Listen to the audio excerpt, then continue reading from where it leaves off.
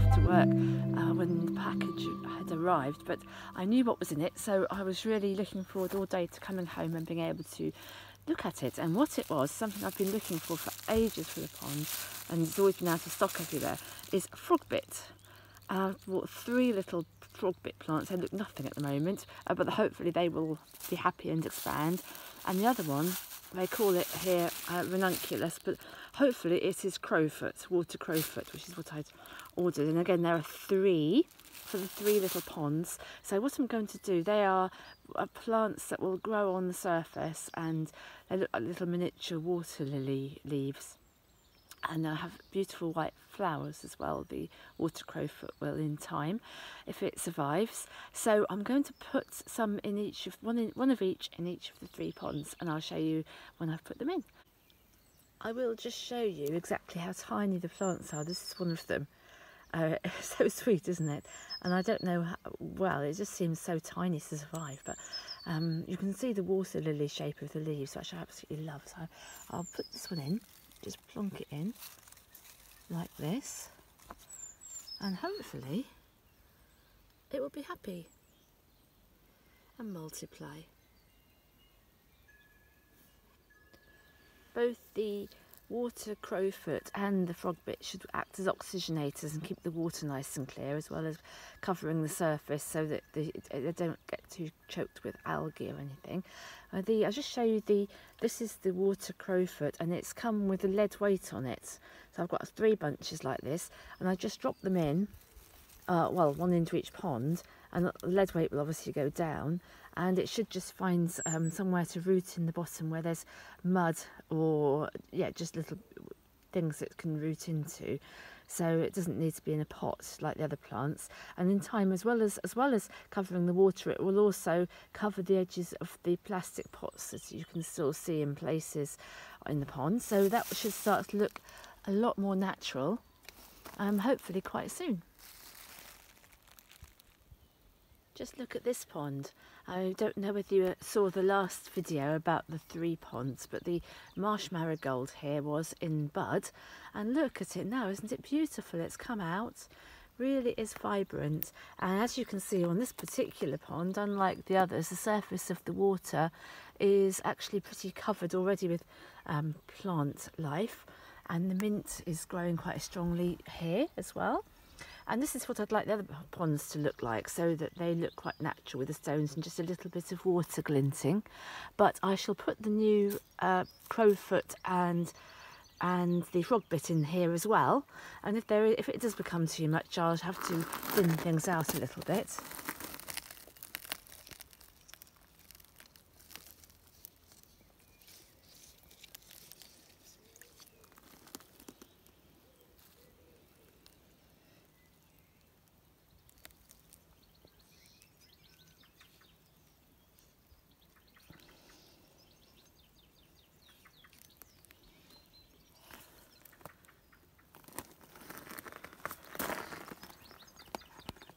So you can see the frogbit there, and the crowfoot. Well, that's just one of the many sort of plants. Well, you can see here the crowfoot, and it's looking quite pretty, very pretty, I think, because I just love it. But it remains to be seen whether it can hold its own in the ponds here. And I've put the water crowfoot in as well, just to the side there. So yeah, I'll just wait and see, and we'll see how they take, and I'll come back and have a look at it again soon. And meanwhile, I should go into the front garden and do the other pond. And the other pond is the one that was really quite unhappy, and it's kind of not looking great again now. The birds do love it. They're always seeing them sipping from it, so the water can't be too bad, but it just could do with something. And hopefully these 2 new plants will just do the job and make the water really vibrant with life. Talk about vibrant with life. The front garden is really vibrant with life all the time, because the birds are continually on and off this bird table, and on the ground here as well, because so much food gets scattered. The ground feeders, like the dunnocks, just have a field day, and the robins quite like the ground as well. And there are some baby blackbirds as well, who will get brought here by their father, and he feeds them, and they scratch around and feed themselves. Anyway, back to the pond. This one is looking not as great as it might do again. So it's not too bad. I mean, look how this new plant here has grown. Not that unhappy. They all have, but I just feel it needs something. So in goes the water crowfoot here, and this tiny, I do fear for this little frogbit, but hopefully it knows what it's doing. It's a native plant. I mean, it's survived as a species, certainly, in the ponds and streams. It looks such a tiny little thing to survive in the murky depths of this pond, but I shall pop it in and we'll just see what happens, and it's all I can do really. It'll either sink or swim, quite literally. There we are. So again, as with the others, I'll come back and show you over time and see how they establish and whether the pond improves because of having these extra plants in there. Hopefully it will. I don't think anything intrinsically different about this one than the other copper in terms of something which would make it not so conducive to plant life. So hopefully it will be okay. It just needs the right things in it. Well, actually, while we're here, I'll just show you some of the other things in the front here, because although the back garden has so much to do and I just keep seeing it and well, looking forward to getting it sorted, but not sorted, but actually out the front here it's repaying the work that was done earlier, because everything, and I do keep watering it. Having said, oh, I don't like watering with a hose, but I have watered it, partly because it keeps it nice and clean, because the birds make such a mess everywhere, and also the plants have just really responded. Actually, it's been so dry, we've had no rain for so long, that I don't think it would have really it would have been silly not to give them a good chance of doing well at this time of year when it's their growth time. And look at that beautiful tulip. It's got the clematis just trying to grow up it. I'll have to move that and get it to grow up the rose, which is what I wanted it to do, but it's decided it's going to have a go at climbing up the tulip. This is one of those little plants, tiny little plants I bought from outside the egg place, and it's an alchemilla, lady's mantle, and it's really looks really happy, and it's grown like mad since I put it in, which is lovely. My little garden guardian is sitting looking as pensive as usual, and look how the tulip has come out and looks really lovely against the other bright greens of the spring.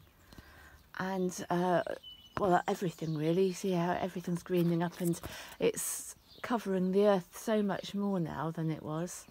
This is another of those tulips, the bright flame-like ones, and the clematis is about to come out. And even more amazingly, I've actually seen a rosebud. Here it is.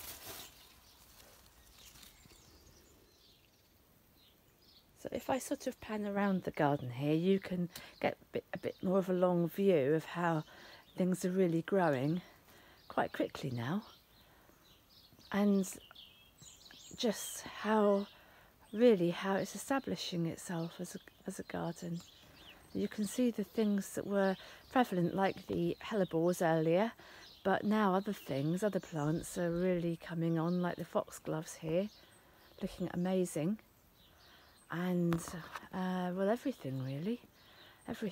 I'm so pleased about this garden. I think because it's small and contained, it was just easier to deal with for me. It was less overwhelming than the expanse of the back garden, which is just literally a space.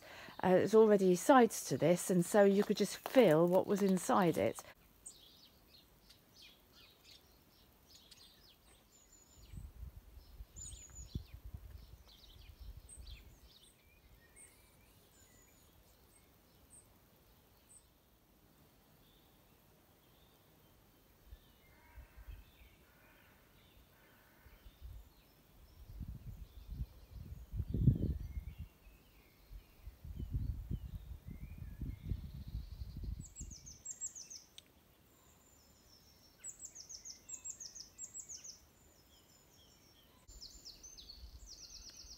It's the 30th of April, May's Eve, which is a very special evening, May's Eve, to me in my calendar. And I've come down to Crowwood, and it's nearly 7:30 in the evening, so what a delight that the sun has made an appearance. It's been quite a dull and cold day, although very dry again. But the sun's come out just at the end of the day, so I thought it would be really nice to come down to Crowwood just for a wander and, well, just to experience May's Eve, really. It's quite a long time since I've come down to Crowwood. I've been on the heath a lot, which is a bit closer to home. It's only a few more yards, really, to come down to Crowwood. So tonight's the night, anyway, and I thought you might like to come along with me as well. So we'll just walk along the main path through the wood, and I'll show it when we find anything that's I think you might be interested in. I shall start the filming again and show it to you, but just for now I'll just keep walking until I get down to the bottom of the wood where the stream is, and we can see whether the flag iris has grown, which I'm sure it will have done, although I also think that the stream, well, it's not really a stream, it's like a drainage channel, really. It's nice to call it a stream. Anyway, I should imagine that is pretty dry because we really haven't had any rain. I think next week it's forecast to rain quite a bit, and I'm really looking forward to that because I just think we just need it so badly. This area, which is always, well, it's underwater normally, and it's wet, but it's not underwater at the moment. I've rarely seen it as dry as this, which is a bit of a worry, apart from I'm sure that it will rain and fill up again. It just has quite a nasty stagnant smell about it because it's just like a little bit of water lying in a dip at the moment, rather than being, as it normally is, almost like a primeval lake. But yeah, I'm not going to worry about it too much. It's just strange to see it like this, and the same is true of the little stream stream, because it just doesn't look at all nice at the moment. It's full of nastiness, basically, orange sort of yuck, and it's not flow. Well, it doesn't usually flow as such, but it's normally a lot nicer looking than this. But this is real life, so might as well see it how it actually is. And the irises, anyway, it's obviously not as bad as it looks because the iris leaves have grown like mad since I was last here. Down there, quite startling against the orange. And I think, well, there's some more further down, so I'll go a little further down and have a look. But, you know, as you can see, it's still a lovely wild place, and I'm really lucky to have it just down the lane from the old shop as inspiration, and just a place of quiet and calm. You can hear the birds, can't you? They're having their last little song for the evening, I think, before they tuck themselves up for the night. I'll just go a little bit further down and I'll show you where the other yellow flags are. More of them there, I think, as I can just see the tops of their spear leaves poking up. So we'll have a quick look. We're going to come to the special oak tree here, so I think we might stop when we get here, but I'll just show you anyway. They're not in bud yet or anything like that. I think they were last year by this time, but the leaves are coming onto the birch trees really beautifully now, and which is lovely. And the oak, as usual, quite late coming out, and it's not out yet at all.